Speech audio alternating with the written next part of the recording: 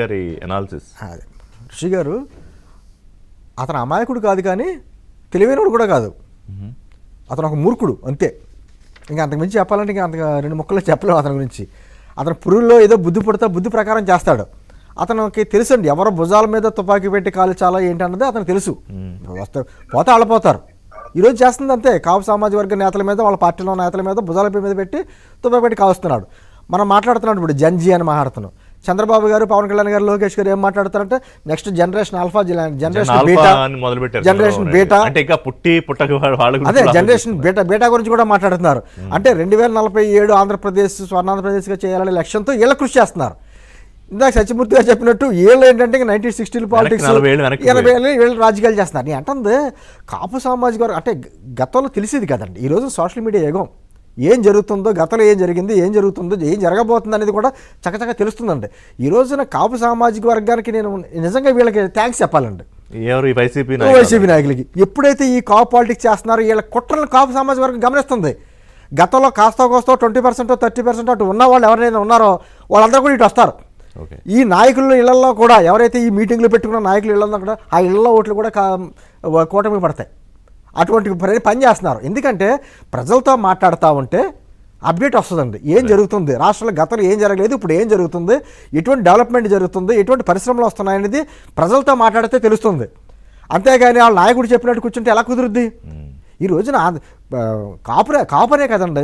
ఒకటి విషయం తెలుసండి, జగన్మోహన్ రెడ్డి గారికి అధికారంలో ఉన్నప్పుడు రెడ్లు కావాలి, అధికారం కోల్పోతే కాపులు మిగతా వర్గాలు కావాలి. చూడండి అది నిన్న బొత్స లేకపోతే కన్నబాబు పవన్ కళ్యాణ్ అన్నారు, నువ్వు ఎన్నికలకు ముందు కాపులు కావాలని తర్వాత అక్కర్లేదంటే ఎలాగా? 2021లో పవన్ కళ్యాణ్ గారు స్టేట్మెంట్ ఇచ్చారు. నేను కుల నాయకుడిని కాదు, నేను కుల సంఘం పెట్టుకోలేదు, నేను పెట్టింది రాజకీయ పార్టీ, అన్ని కులాలు కలిస్తేనే ఎవరైనా అధికారంలోకి వస్తారు తప్ప ప్రత్యేకించి ఒక కులం ఓట్లేస్తే ఎవరో రారు. అదేవిధంగా కాపులు పెద్దన పాత్ర పోషించాలన్నాడు ఆయన. అంటే కాపులు పెద్దన పాత్ర పోషించాలనే తప్ప ఎప్పుడు నేను కాపు నాయకుడు అని ఎక్కడ చెప్పుకోవాలా. అతన్ని కాపు నాయకుడిగా చిత్రీకరించడానికి అంబటి రాంబాబు లాంటి వారు, పేర్లాంటి లాంటి వారు ఎన్నో కృషి చేశారు. పవన్ నాయుడు మావాడే అని రకరకాలుగా కృషి చేశారు.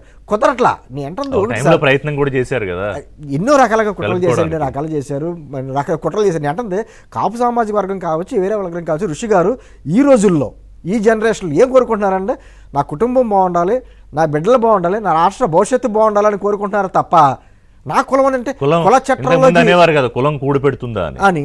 అంటే ఖచ్చితంగా క్యాస్ట్ పాలిటిక్స్ ఉన్నాయి, అది లేదని కొట్టి పాడేయలేం. అది లేకపోతే రూమ్ లో ఏనుగు లేదని అనుకున్నట్టు ఉంటుంది. క్యాస్ట్ పాలిటిక్స్ ఉన్నాయి, కానీ వాటికి మించి ఆలోచిస్తుంది ఈరోజు యువత. యువత చేతిలో ఉంది సార్. ఇప్పుడు రాజకీయాలు మారుస్తున్నారు. ఇంకా వీళ్ళు మనుషులతో మాట్లాడితే ఏదైనా తెలుస్తుంది. ఆయన ఏమో నాయుడు ఆత్మలతో మాట్లాడతాడు అర్ధరాత్రి. ఏం తెలుస్తుంది? ఆత్మలతో మాట్లాడే వాళ్ళకి జరుగుతున్న పరిణామాలు ఏం తెలుస్తాయి? దేశంలో రాజకీయాల పరిణామాలు ఏం జరుగుతాయి? సత్యమూర్తి గారు లాంటి వాళ్ళు విశ్లేషకులు ఎన్నో చెప్తూ ఉంటారు. ఇక్కడ పల్ల రాష్ట్రంలో జరిగింది, పల్ల రాష్ట్రం, ఆయనకి అవన్నీ అనవసరం. ఆయనకి తాడేపల్లి ప్యాలెస్లో అర్ధరాత్రి ఏం జరిగింది, లేదా బెంగళూరు ప్యాలెస్లో అర్ధరాత్రి ఏం జరిగింది, అదే కావాలి ఆయనకి. ఇంకా ఈ సోకాల్ నాయకులు వేరే పార్టీలకు వెళ్ళలేరు. వేరే పార్టీలు ఎవరు తీసుకోరు కదా కొంతమంది నాయకుల్ని. ఆ గుప్పిడే ఉన్నటువంటి నాయకులు, ఆ గుప్పిడి నాయకులే బయటకు వచ్చి ఈ విధంగా మొత్తం సామాజిక వర్గాలన్నీ మా చేతుల్లో ఉన్నాయనేటువంటి ఒక భ్రమంలో వీళ్ళు కూడా బతుకుతున్నారు. ఈరోజు తెల్లారితే మనకు వచ్చేటువంటి పెట్టుబడులు ఏంటి, ఎటువంటి పరిశ్రమలు వేస్తున్నారు. గతంలో జగన్మోహన్ రెడ్డి గారిని చూసి పారిపోయినటువంటి వ్యక్తులు కూడా ఈరోజు వస్తున్నారు. లోకేష్ గారు పదే చెప్తున్నాడు కదండి, మన పెట్టుబడులు పెట్టడం కూడా కాదు, ఆ పారిశ్రామికవేత్తలకు భరోసా కూడా ఇవ్వాల్సిన పరిస్థితి వచ్చింది. మళ్ళీ వస్తాడేమో జగన్మోహన్ రెడ్డి అనేటువంటిది. ఎందుకు వస్తాడన్నాడు క్వశ్చన్. వచ్చే పరిస్థితులు ఏమున్నాయి?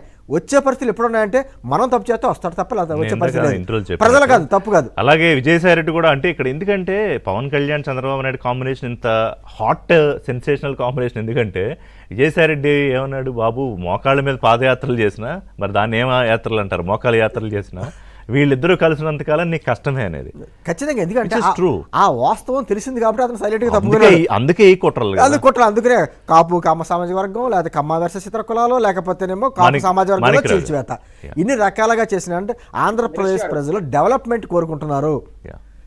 ఆ కులాలకు అతీతంగా రాష్ట్రం బాగు కోరుకుంటున్నారు, ప్రజలు సంతోషం కోరుకుంటున్నారు. కాబట్టి ఖచ్చితంగా ఇటువంటి కుట్రలు ఖచ్చితంగా తిప్పికొడతారు. మాణిక్రావు గారు, అంటే రాష్ట్ర ప్రజలు ఇప్పుడు ఒక